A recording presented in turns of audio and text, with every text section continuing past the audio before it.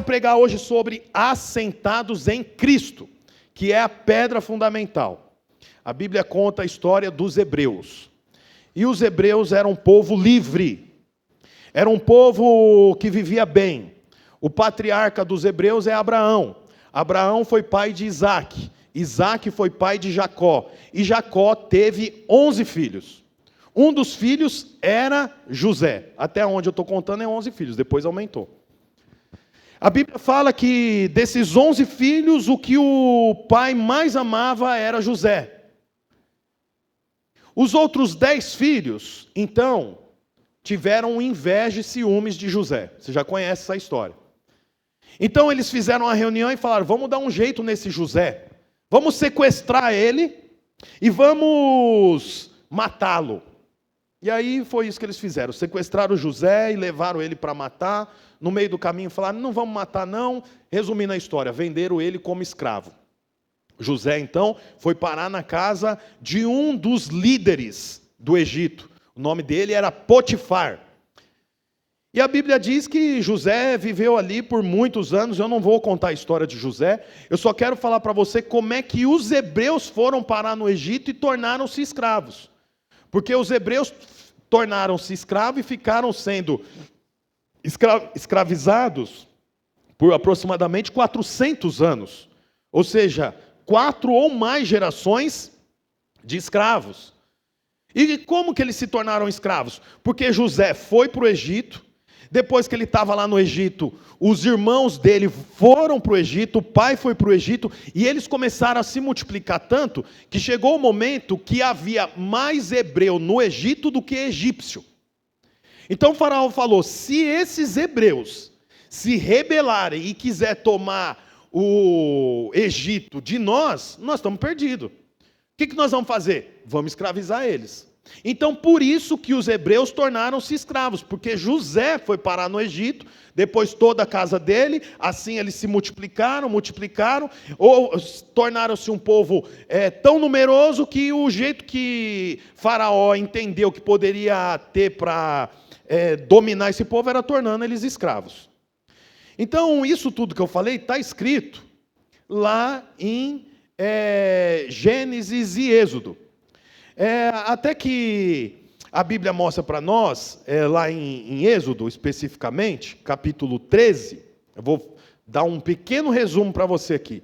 No capítulo 13 de Hebreus, está aí no seu boletim. O que acontece? É a partida dos hebreus do Egito em direção a Canaã, junto com Moisés. Você também já conhece essa história. Logo depois, a perseguição dos egípcios, porque Faraó arrependeu. Vamos todo mundo atrás desse povo que está migrando aí, saindo do Egito, vamos matar eles. Chega um momento que eles estão de frente com o mar, chamado Mar Vermelho. E o mar está fechado. Mas a Bíblia diz que o Senhor abre o mar e eles atravessam o mar.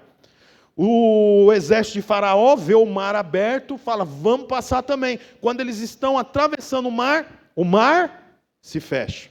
E eles são todos mortos.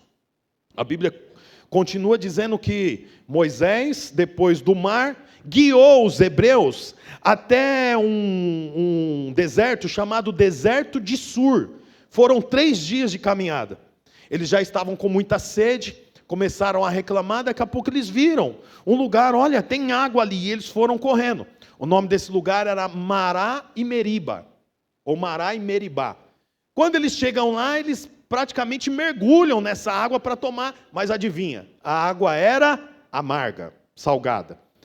Então a Bíblia diz que Moisés corta um galho de árvore, joga o galho de árvore na nascente desse rio, e do galho de árvore para frente, a água se torna potável. Do galho de árvore para trás, a água continua amarga. Isso é uma ilustração do que Jesus faz na nossa vida. Quando ele entra na nossa vida, a gente torna água doce e acaba toda a amargura. Aleluia? Esse já é um tema para a gente pregar em outra ocasião. Aí a Bíblia diz assim, que eles caminharam depois disso e eles chegam numa terra chamada Refidim. Repete comigo, Refidim. Refidim. Só que quando eles chegam em Refidim, tem um inimigo. Como é o nome do inimigo? Amaleque. Vamos ler o texto. Êxodo capítulo 17, versículo 8. Diz assim, ó: sucedeu que os amalequitas vieram atacar os israelitas em Refidim. Então Moisés disse a Josué: escolha alguns dos nossos homens e lute contra os amalequitas. Amanhã tomarei posição no alto da colina, com a vara de Deus em minhas mãos. Josué foi então lutar contra os amalequitas, conforme Moisés tinha ordenado. Moisés, Arão e Ur, porém, subiram ao alto da colina. Olha agora, enquanto Moisés mantinha as mãos erguidas, os israelitas venciam. Quando, porém, as abaixava, os amalequitas venciam. Quando as mãos de Moisés já estavam cansadas, eles pegaram uma rocha e a colocaram debaixo dele, para que nela se assentasse. Arão e Ur mantiveram erguidas as mãos de Moisés, um de cada lado, de modo que as mãos permaneciam firmes até o pôr do sol. E Josué derrotou o exército amalequita, a fio de espada. Depois o Senhor disse para Moisés, olha o que Deus disse para Moisés: escreva isso num rolo. Se fosse nos dias de hoje, era: digita isso tudo no seu bloco de notas. Se fosse alguns anos atrás, ia ser o seguinte: pega um caderno e escreve. Escreve o quê? O que aconteceu. Deixa isso registrado. Aí ele continua assim: como memorial, e declare a Josué que farei que os amalequitas sejam esquecidos para sempre debaixo do céu. Moisés construiu um altar e chamou-lhe: o Senhor é minha bandeira. Tem algumas versões que diz Jeová Nissi, porque Nissi Jeová é a minha bandeira. E jurou pelo trono do Senhor: ó Senhor, fará guerra contra os amalequitas de geração em geração. Então, irmãos, quero falar 5 pontos aqui para você. E o primeiro ponto que eu quero falar para você é o seguinte: quantos anos os hebreus foram escravos no Egito? 400 anos. Nesses 400 anos, quantas guerras tem registrada entre os hebreus e qualquer outro povo? Nenhuma. 400 anos sem guerra. Sabe por quê, irmãos? É o que está escrito aí: só gente livre tem inimigo. Enquanto os hebreus eram escravos, eles não tinham inimigos. Mas a partir do momento que Moisés, direcionado por Deus, deu a liberdade para os hebreus, aí eles entenderam, eles começaram a conhecer os seus inimigos. Porque gente escrava não tem inimigo. É a mesma coisa quando você entrega sua vida para Jesus. Nós, irmãos, éramos todos escravos do Egito de Faraó. Vivíamos como escravos. Escravo do quê? Escravos de muita coisa. Escravos da bebida, escravos do sexo, escravos do dinheiro, mas escravos também da ofensa. Você sabia que a ofensa, gente ofendida, é gente aprisionada? Nós fazemos um encontro com Deus. E quantas vezes nós não vemos pessoas que estão aprisionadas com o pai que foi embora e abandonou, a mãe que abandonou, o marido que traiu, a própria pessoa que abortou, e ela fica presa, anos presa, ofendida com a vida. Quero dizer para você que nós éramos todas essas pessoas. Éramos pessoas ofendidas, amarguradas, aprisionadas. Mas a partir do momento que você tem um encontro com Deus, quero dizer para você que você se torna livre. A Bíblia diz assim, que o Senhor morreu na cruz para nos tornar livres. Foi, pois, para a liberdade que eu vos libertei. É o que a Bíblia diz. A partir do momento que você é livre, então o inimigo se levanta. Por quê? Porque o diabo não está preocupado com quem é escravo. Quem é escravo já está junto com ele. Mas você que é livre, que recebeu a liberdade do Senhor, você que foi liberto da escravidão, do pecado, da ofensa, do ódio, da bebida, das drogas, do sexo e de tudo isso que o mundo oferece, quero dizer para você que agora você arrumou um inimigo. E o seu inimigo é Satanás. Só que eu quero também dizer para você uma coisa: Satanás está debaixo dos pés do Senhor. Você sabia que Satanás é de Deus também? O diabo é o diabo de Deus. O diabo não se fez.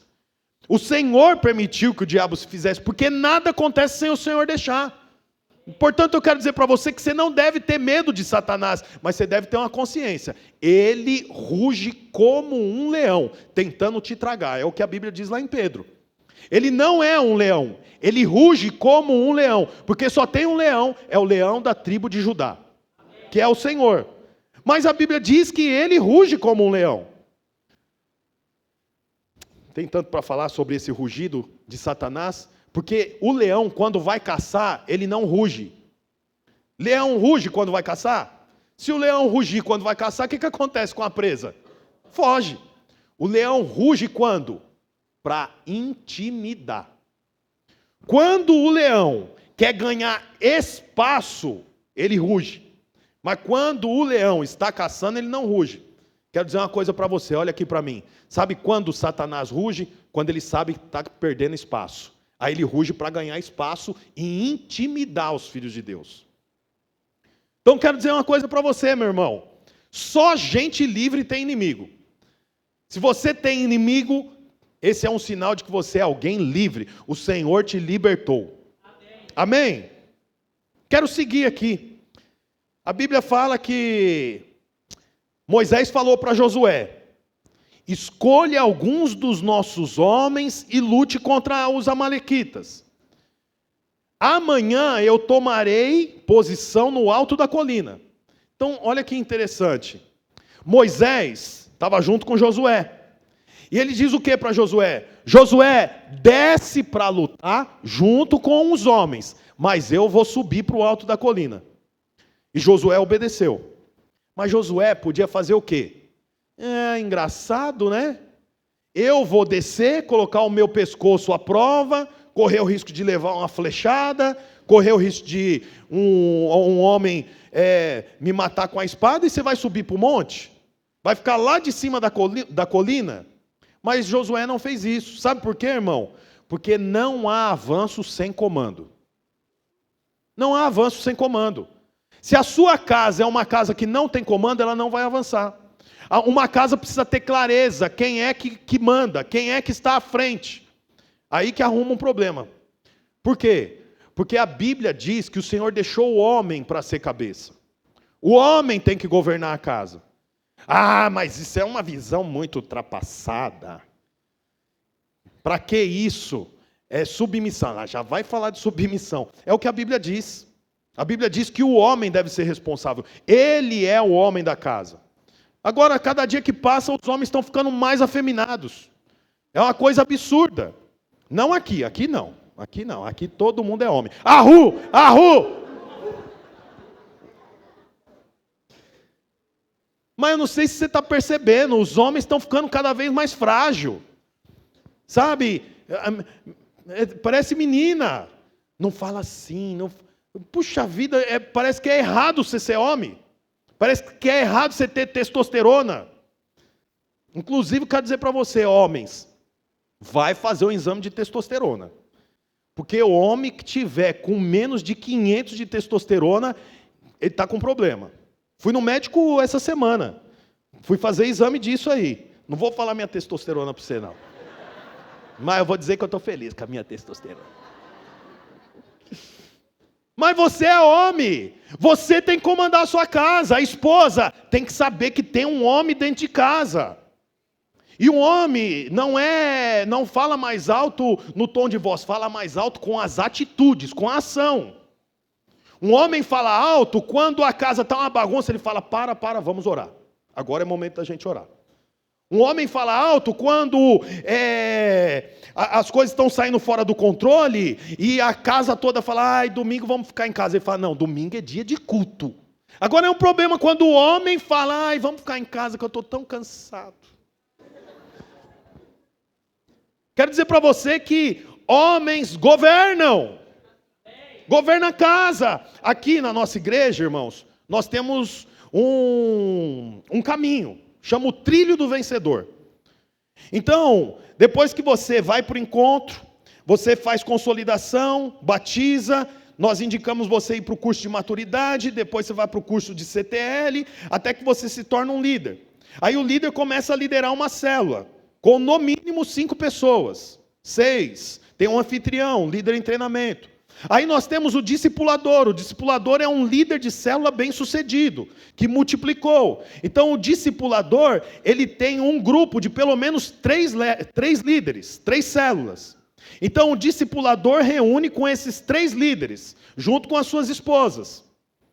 Aí nós temos o pastor, que no caso aqui sou eu, o pastor do prédio. O pastor reúne com os discipuladores. Então nós ajustamos a data do encontro, nós alinhamos algumas coisas que nós temos que fazer, nós nos reunimos para orar, nós alinhamos batismo, nós estabelecemos os nossos alvos. Isso tudo por quê? Para que a obra avance, porque não há avanço sem comando. Mas nós vivemos em dias que não pode ter comando. Cada um faz o que gosta. Cada um faz o que quer. Cada um lida do jeito, aí não pode falar nada que ofende. Tem que tomar o maior cuidado para falar alguma coisa para alguém, senão ofende, fica mal, triste, não vai mais para a igreja, não vai mais para não sei aonde, porque o discipulador passou e não cumprimentou. Porque o pastor não... Eu quero dizer para você, meus irmãos, que nós somos um povo maduro. Não é o maduro lá, não, Mas somos um povo que cresceu no Senhor. Amém, irmãos? E eu quero dizer para você isso, que nós avançamos com comando. A sua casa precisa ter comando. Uma empresa não cresce se não tiver comando. Um comércio não cresce se não tiver comando. Conheço uma pessoa que tem um tablado e vende banana, lá no centro de Mauá. Aí ele trabalha até as 18 horas, depois ele pega o carro dele que fica com caixa de banana até o teto, põe as bananas num tablado e ele sai com aquele tablado andando pelo centro de Mauá e gritando: ó o pesado, ó o pesado, ó o pesado, para o povo sair da frente. Aí ele estaciona o tablado dele de banana na frente da estação e vende banana lá. Ah, coisa simples, mas precisa ter comando. Aí ele trouxe o filho dele. Aí o filho dele vende na frente do shopping popular, enquanto ele está no trabalho, depois do horário que ele sai, aí ele pega o tablado e o filho ajuda. Comando, tem que ter comando para vender banana. E para estabelecer uma casa, precisa do quê? Comando. Ah, não precisa. Precisa, os seus filhos têm que saber que tem comando, tem direção, não pode, não vai. Por quê? Porque eu não quero, não é momento. Vai para lá, não vai. Vem para cá, vamos pro culto. Amém, irmãos? Amém. Você comanda a sua casa. O casal comanda a casa. Porque senão não avança. Vamos mais para frente aqui. Aí a Bíblia diz assim, que Moisés então enviou Josué para o campo de batalha e Moisés subiu. Josué entendeu, o meu lugar é esse, o lugar dele é aquele. Vou falar uma coisa para você. Toda quinta-feira, nós vamos para a Vila Mariana, que tem o culto com o pastor Wilson. Você já conhece o pastor Wilson. Então, reúne lá, em média, 100 pastores. É o culto dos pastores. Toda quinta-feira, a partir das 8 horas da manhã. Nós ficamos lá até quase meio-dia. Aí a gente chega lá, a gente conversa, tal, ri. Acabou o culto, a gente vem embora. Mas o pastor Tony fica lá para reunir com o pastor Wilson. E aí, como eles ficam até 5 horas da tarde, tem um espaço assim que tem uma mesa com café, croissant, um monte de comida boa, sabe? Aí eu passo na porta assim, olho. E aí, para todos os pastores, tem um cesto assim de pão de queijo e café preto. Aí eu olho assim e falo, nossa. Mas eu quero dizer para você que a gente tem que saber qual é o nosso lugar. O meu lugar é esse. E o lugar do pastor Tony é aquele. E eu abençoo o pastor Tony para que ele vá para aquele lugar. Por quê? Porque enquanto ele estiver lá, nós estamos vencendo.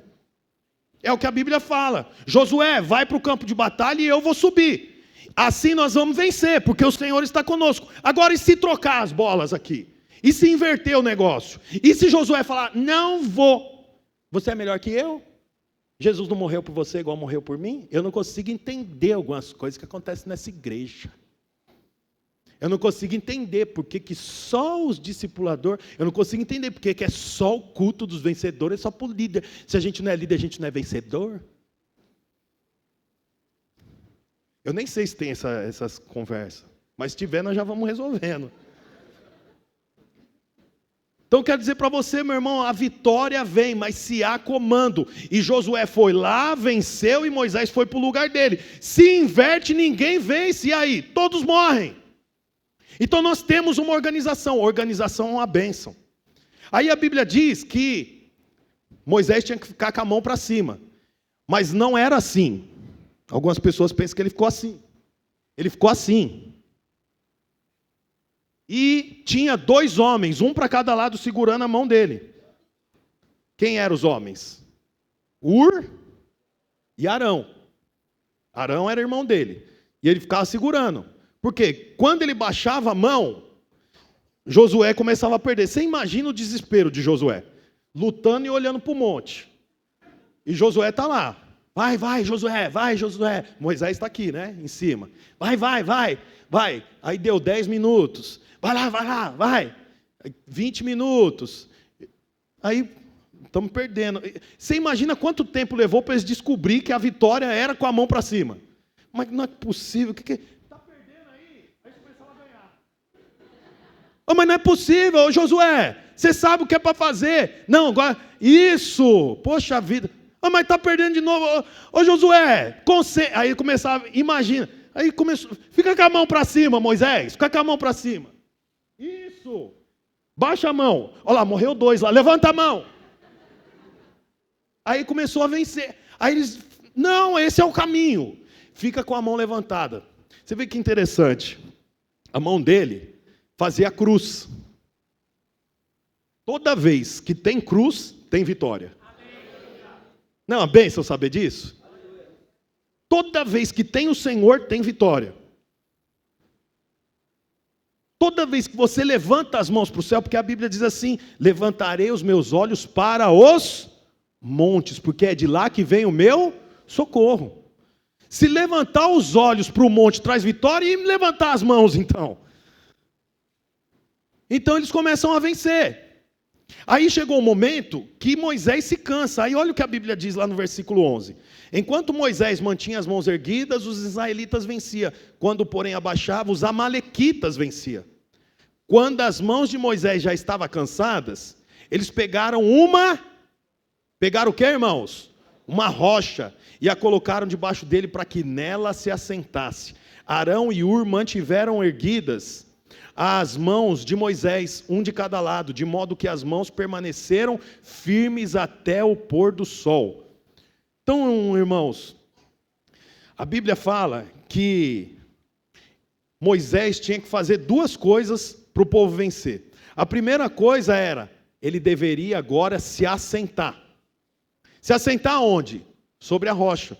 Olha o que a Bíblia diz sobre rocha. 1 Pedro 2,4. Chegando-vos para ele a pedra que vive, rejeitada assim pelos homens, mas para com Deus, eleita e preciosa. De quem ele está falando? Jesus. Olha 1 Pedro 2,6. Pois isso está na Escritura, eis que ponho em Sião uma pedra angular, eleita e preciosa, e quem nela crer não será de modo algum envergonhada. Para vós outros, portanto, os que credes, é a preciosidade, mas para os descrentes, a pedra que os construtores rejeitaram, essa veio a ser a principal pedra, a pedra angular. Você sabe o que é pedra angular? A gente não usa nos nossos dias, mas pedra angular era usado na engenharia nessa época. Então, quando eles iam fazer uma abertura, uma porta, eles faziam a porta e eles iam colocando pedras. E essas pedras iam se encaixando até que vinha a pedra angular que dava sustentação para o arco todo. Deu para entender? Então tinha uma abertura e a abertura fazia mais ou menos assim, ó. E essa era a porta. Essa porta tinha pedras. E eles iam subindo, vinha um de lá e um de cá, e eles iam subindo, até que elas precisavam se encontrar, porque aí uma encaixava na outra. Aí tinha a pedra angular, que é a pedra que faz com que nenhuma das outras pedras se caiam. A Bíblia diz que Cristo é a pedra fundamental. Em 1 Coríntios 10,4 diz assim, ó, e beberam da mesma fonte espiritual, porque bebia de uma pedra espiritual que o seguia, e a pedra era Cristo. Atos 4,11, esse Jesus é pedra rejeitada por vós, os construtores, o qual se tornou pedra angular. Portanto, quando Moisés se senta ou é sentado sobre a rocha, ele está sentando sobre quem? Sobre Cristo. A vitória, irmãos, não é para aquele que faz muito, a vitória é para aquele que descansa em Cristo. Você sabe que a maior expressão de fé não é o quanto você ora, é o quanto você descansa. Porque é um desafio descansar. Você consegue descansar quando você tem um problema pela frente? Nós temos testemunho de uma irmã, estava passando por um baita problema na empresa, aí ela não estava conseguindo dormir, e ela ora, e um domingo ela acorda e fala, eu vou para aquela igreja lá. E ela sai de lá da casa dela e vem vindo para cá. E ela vem falando para Deus, eu preciso descansar, preciso descansar, preciso descansar. E aí quando ela chega aqui, qual é o nome da igreja? Noa, lugar do descanso. Eu quero dizer para você, meu irmão, que é um desafio descansar. Não é fácil descansar. Porque descansar não é deitar no sofá. Isso é ociosidade, que também faz parte. Mas descansar em Deus significa colocar nas mãos dele e saber que ele tem o melhor para fazer. Isso que é descanso. E é um desafio. É um desafio. A Bíblia fala que Deus criou o homem. Em qual dia? Sexto dia, Deus criou o homem. O sétimo dia era o dia do descanso. Qual foi o primeiro dia do homem? O dia do descanso. Por isso você gosta tanto de feriado. Você nasceu na véspera do feriado. O Senhor criou o homem e colocou ele no descanso. Portanto, descansar é uma obra espiritual. Puxa vida, você acha que é fácil para Moisés estar lá sentado, com a mão olhando eles lutar? É mais fácil descer para lutar. Mas Moisés faz isso por quê? Porque essa é uma direção do Senhor. Eu quero dizer isso para você, meu irmão. Você quer vencer? Descansa no Senhor. Porque aqueles que descansam no Senhor, têm clareza que o Senhor está trabalhando por eles. Se você trabalha, é você que trabalha, mas se você descansa, o Senhor faz por você. Isso é fé, e não é simples. A Bíblia diz também que Moisés tinha duas pessoas, uma de cada lado. Tinha pessoas para se apoiar. Um dos motivos porque nós somos uma igreja em célula, é porque na célula tem gente para te apoiar. Ontem eu estava falando aqui para os jovens.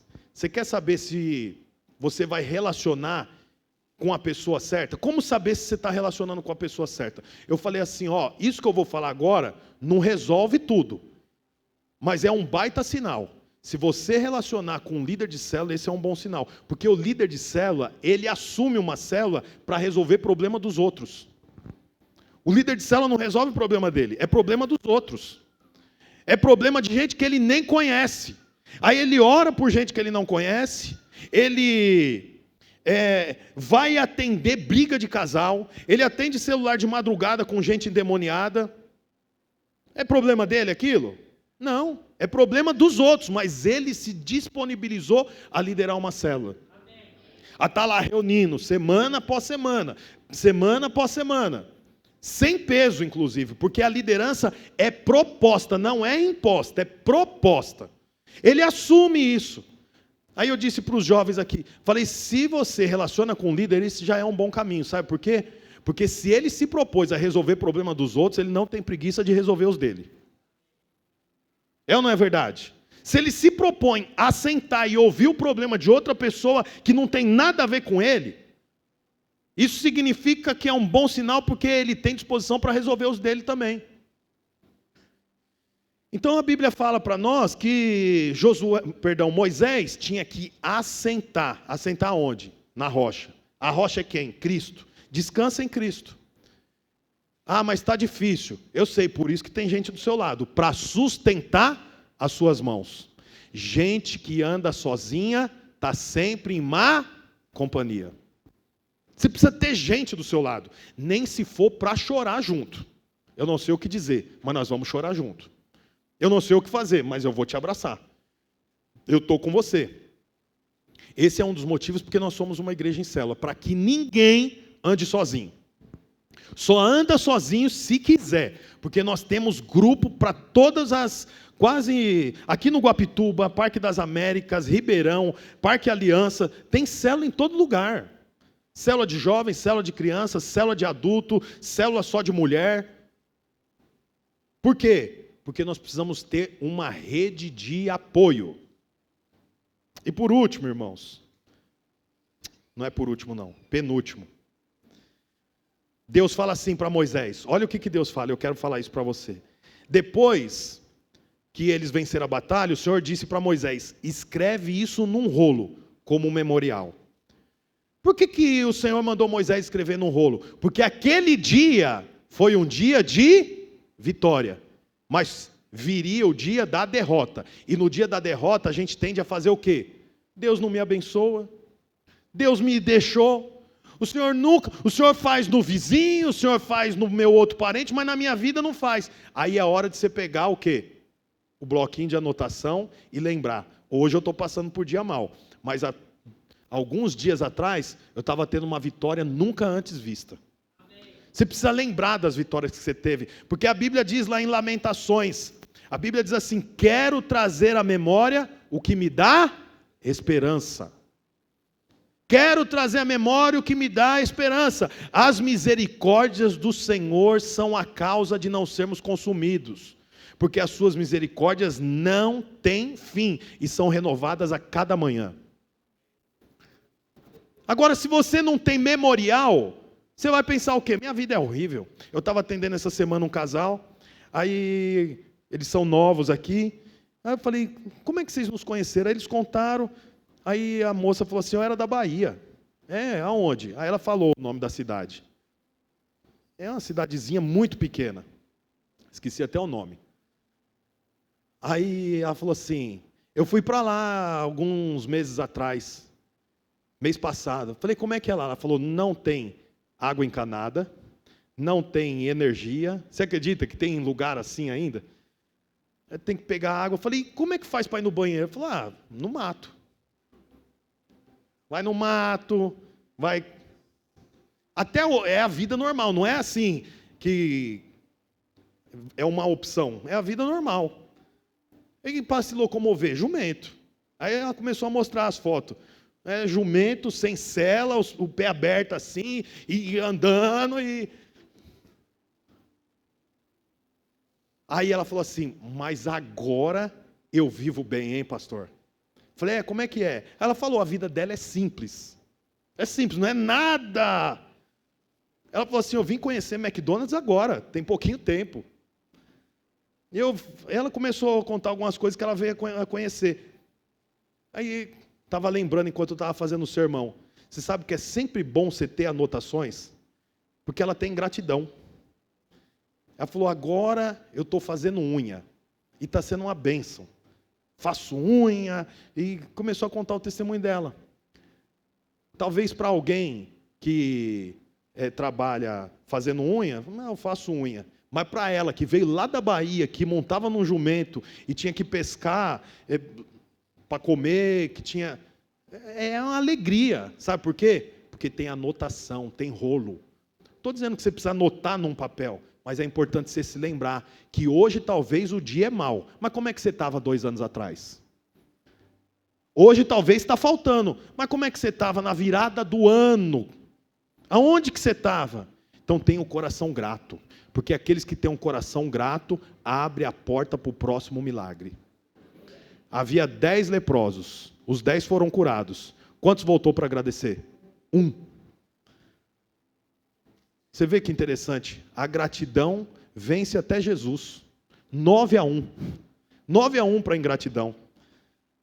Então o Senhor falou, Moisés, anota isso num livro, porque você acabou, isso aqui, irmãos, não deu 90 dias que eles tinham saído do Egito, era recente, estava no primeiro trimestre. Quantos anos tinha para eles caminhar ainda? Quase 40 anos para caminhar. Então o Senhor falou, anota, porque vai chegar dias difíceis. No dia mau, você lembra, o dia que você venceu, só levantando a mão para o céu. Quero dizer isso para você também, você vence levantando as mãos para o céu, meu irmão. Você tem que lembrar disso. Ah, pastor, minha célula está ruim, eu vou abandonar. Ué, levanta as mãos para o céu, porque nós vencemos levantando a mão para o céu e sentando em Cristo. A Bíblia diz que nós estamos assentados à direita do Pai, em Cristo Jesus. E agora, o que você tem que fazer? Levantar as mãos. Levante as mãos para o Senhor, agradeça a Deus, tenha um coração grato. Ah, você não sabe o que eu passo. Eu não sei o que você passa, mas você também não sabe o que eu passo. Mas eu sei de uma coisa, tanto para você quanto para mim tem uma saída. Sabe qual é a saída? Descansar em Cristo e levantar as mãos para o céu. Esse é o caminho, é assim que Moisés venceu. E ele falou para Moisés, anota, porque você vai esquecer. E escreve, porque você vai esquecer. E por último, irmãos, o inimigo atacou os hebreus em Refidim. Você sabe o que significa Refidim? Refidim significa terra de descanso. Moisés vem de 400 anos escravos, 10 pragas, atravessa o Mar Vermelho, o exército de Faraó atrás deles para pegá-los. Eles estão caminhando por dias sem água. Quando encontra água, a água é amarga. Aí eles caminham por mais alguns dias. Os homens começam a reclamar da comida, começam a reclamar de tudo. Aí eles chegam aonde? Em Refidim, terra do descanso. Por que você acha que chama terra do descanso? Porque no meio do deserto tinha um lugar que tinha sombra. Como é que é a terra do descanso se não tem sombra? No meio do deserto tinha água. No meio do deserto tinha um lugar para criar animais. É a terra do descanso. Mas aí na terra do descanso, quem se levanta? Amaleque, o inimigo. O inimigo não se levanta lá no Egito. O inimigo se levanta onde? Na terra do descanso. Quando você está em Cristo é que o inimigo se levanta. E sabe o que significa o nome Amaleque? Amaleque significa belicoso. Sabe o que é belicoso? Belicoso vem de bélico. Bélico é poder de arma de fogo, poder militar. Belicoso significa inclinado à guerra. Portanto, quando você está em Refidim, que é a terra do descanso, vem aquele que é inclinado à guerra. Sabe quem é inclinado à guerra? Seu inimigo, Satanás. Satanás não se levanta no meio da guerra, ele se levanta no meio da paz, para trazer a guerra. Outro significado para Amaleque é senhor da guerra. Você tem que saber que tem um inimigo, você tem um inimigo. Esse inimigo já foi vencido por Cristo Jesus, mas ele se levanta todos os dias. E aonde ele se levanta? Em Refidim, na terra do descanso. Mas eu quero dizer para você, meu irmão, aqueles que estão assentados em Cristo, vence Amaleque. Vence aquele que é inclinado à guerra. Você precisa confiar no Senhor. Crer que o Senhor tem poder para isso. Porque nós estamos em Refidim, a terra do descanso. E não é porque é o nome da nossa igreja, não. É porque é o lugar que o Senhor te colocou. Queria que você ficasse de pé. E para encerrar, eu queria dizer para você só uma coisa. Quando Deus criou o homem, bem baixinho. Quando Deus criou o homem, ou melhor, quando Deus começou a criar todas as coisas, lá em Gênesis no capítulo 1, todos os dias, pode ler depois Gênesis 1, tem início e fim. A Bíblia começa dizendo, e Deus disse, haja, começa assim. No primeiro dia Deus disse, haja, aí ele diz o que é para haver. Aí quando acaba diz assim, e esse foi o primeiro dia, e Deus viu que foi bom. Aí tem o segundo dia, e Deus disse, haja. Aí diz o que Deus mandou acontecer. No finalzinho diz, e esse foi o segundo dia, e Deus viu que era bom. Isso acontece até o sexto dia, e Deus disse, façamos o homem. Aí Deus faz o homem. Aí depois diz assim, e esse foi o sexto dia. Mas o sétimo dia, que é o dia do descanso, não tem fim. Pode olhar lá. A Bíblia não diz, e esse foi o sétimo dia. Tem fim do primeiro ao sexto dia, mas no sétimo dia não tem fim. Por quê? Porque foi aonde o Senhor colocou Adão e Eva, no descanso. E o Senhor não quer que o descanso tenha fim. Descanso não é quando tudo vai bem. Quando tudo vai bem, você não precisa de descanso, porque você já está no descanso. Descanso é quando tudo vai mal. Aí é que está o desafio de nós descansarmos. É por isso que descansar é a maior expressão de fé. Porque não precisa que tudo vá bem. Precisa apenas que eu creia. Olá, você acabou de escutar mais uma de nossas pregações. Eu quero aproveitar e te fazer um convite para que você venha aqui nos conhecer pessoalmente em um dos nossos cultos. Também aproveite e nos siga nas redes sociais para mais informações. Deus abençoe e até mais.